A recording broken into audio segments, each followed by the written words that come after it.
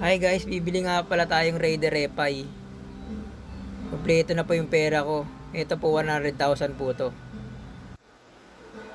Ito po nasa 10,000.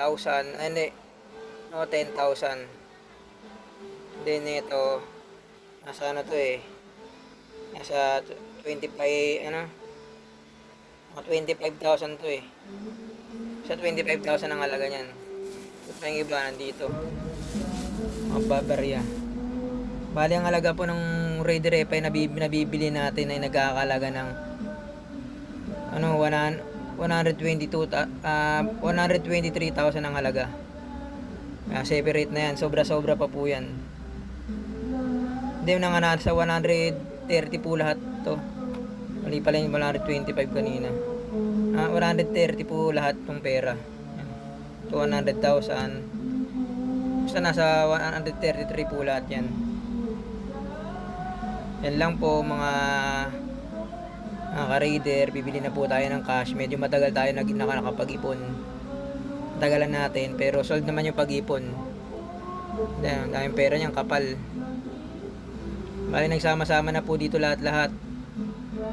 Yung loan ko po 13 month. Tsaka ipon na din.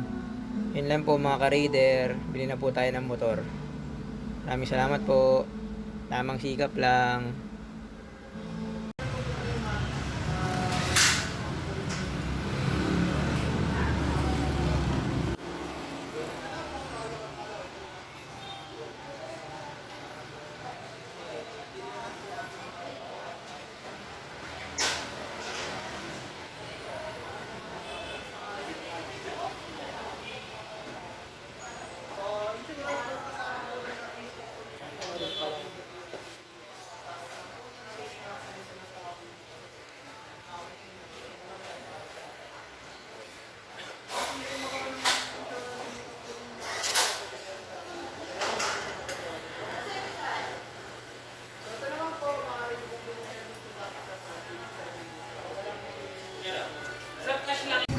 Pumunta sa Lourdes magawa ng